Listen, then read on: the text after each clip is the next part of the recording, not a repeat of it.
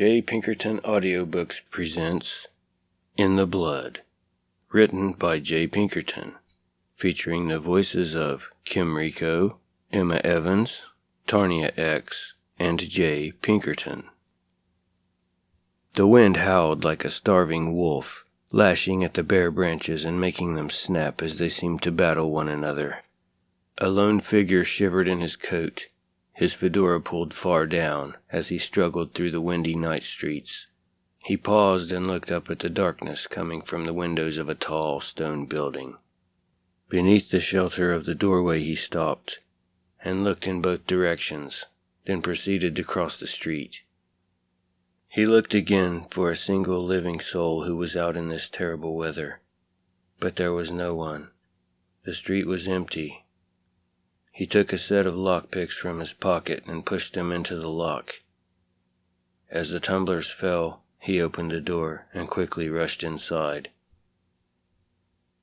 It had taken weeks of mental struggle and tortured sleepless nights for Ken Belmont to make up his mind to take this step.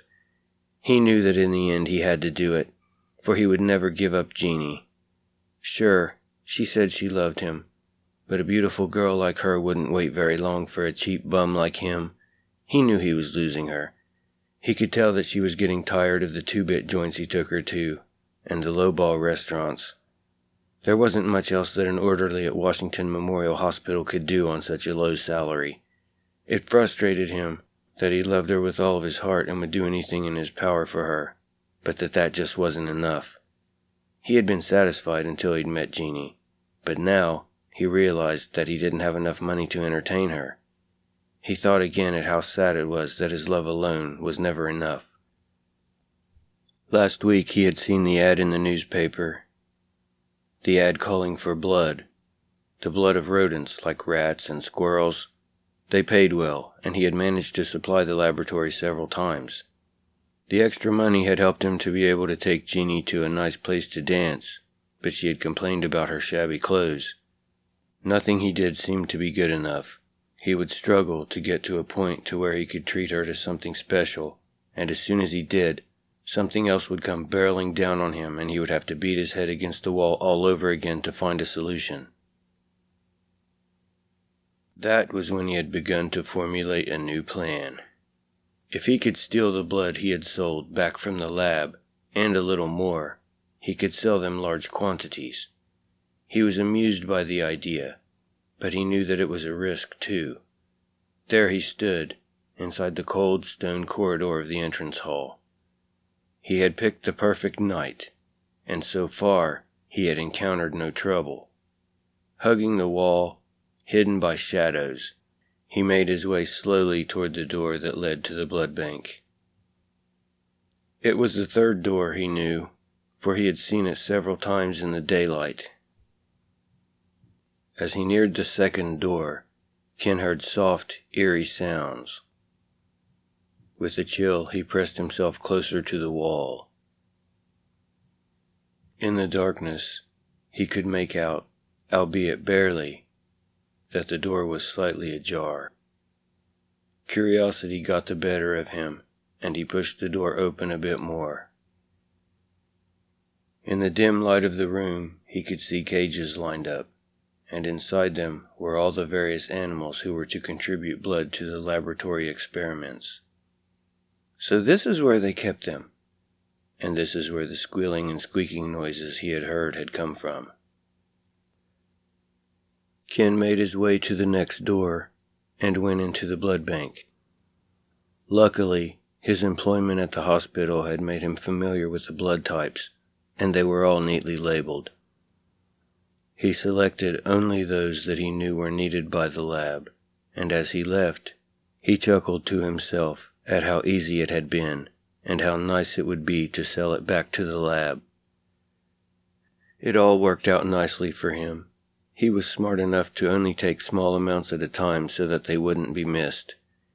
He would transfer them into different vials and take them back to the lab. His job at the hospital had given him experience in drawing blood, so the lab gave him no trouble about bringing the blood in this way. Soon, they had complete confidence in Ken.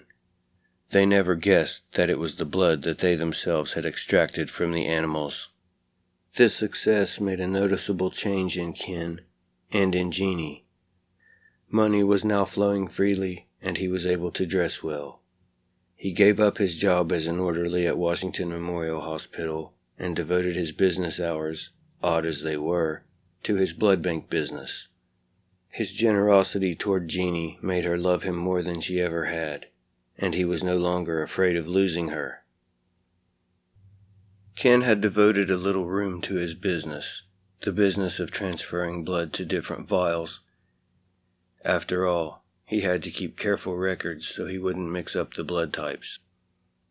One morning, about 9, as he was transferring some blood, the phone interrupted him with an insistent ring.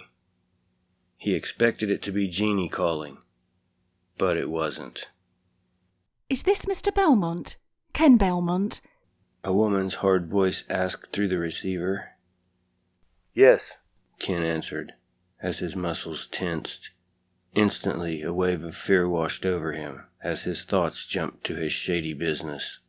"Are you familiar with a young woman by the name of Jeanie Cotto?" "Yes, of course. Who wants to know?" "Oh, I'm sorry. This is Officer Catherine Bentley," the voice answered. "I hate to have to inform you that Miss Cotto was injured in an automobile accident. She gave us your name and telephone number. Can you come down to Lincoln Hospital right away?" "Oh my God, I'll be right there." As Ken sped downtown, his thoughts were chaotic. Jeanie was injured. He couldn't lose her now, not after all he'd gone through to keep her. When he arrived at the hospital, Jeanie was in a coma. The doctor explained that she had lost so much blood in the accident that an immediate transfusion was needed. The problem was that her blood type was rare. It was very difficult to obtain, and quite expensive.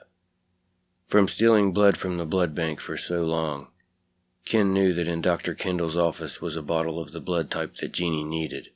Lately, he had been expanding his business by stealing human blood specimens and selling them back to the lab. What luck! He could save Jeanie's life at no cost.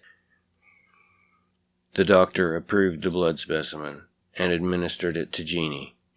"Go home and get some rest," the doctor advised. "Your young lady will be fine. When you come and see her tomorrow, I assure you that she'll be much improved." That night, Ken was restless. He tried to sleep, but only ended up tossing and turning. Thoughts of Jeanie lying in that hospital bed pale and unconscious haunted him. He heard a car stop outside. He jumped up and stared out of the window into the night. A taxi was sitting in front of his house, and a slender young woman was getting out of it. It looked like Jeanie, but it couldn't be. Ken whirled from the window and sped to the stairs. On the landing, he saw Jeanie coming up. She took each step slowly, smiling at him. Her skin still looked pale, and her eyes were bright and hypnotic. Something in her expression startled him, so he waited for her to come up instead of rushing to meet her. "How are you feeling, beautiful?" he greeted her. "Oh, just wonderful. That transfusion was amazing. I couldn't stay at the hospital any longer. I had to come and see you." Her voice radiated a tense excitement. As they entered Ken's room, Jeanie pulled a newspaper from under her arm.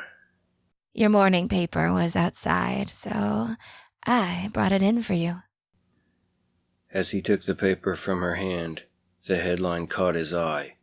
He opened the paper to read. "Blood stolen from Dr. Kendall's lab," he read on.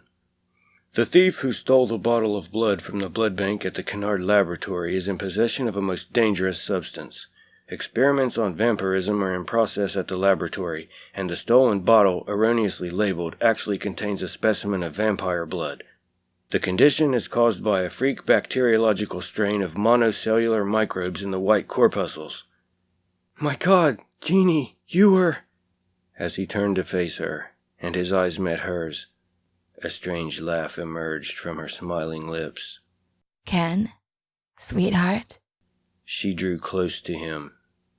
Her mouth was strangely cold as she pressed her lips on his throat, and a sharp stinging pain pierced his neck. He pulled away, and saw that Jeanie's lips were curled back, and her glistening white teeth were bared. Blood flowed down her chin, to her neck, and streamed between her pale breasts. He raised his fingers to his jugular, and brought them back covered in blood. Jeanie's slim white hands darted out and clung like leeches to his collar as her slender sinewy arms drew him close once more. As a wave of unconsciousness began to sweep over him, he again felt the sensation of biting. The end. This has been a J. Pinkerton Audiobooks presentation. In the Blood, written by J. Pinkerton, featuring the voices of Kim Reiko, Emma Evans, Tarnia X, and J. Pinkerton. Engineered by Cristof Adriano. For more audiobooks, please consider subscribing to our channel. Thank you.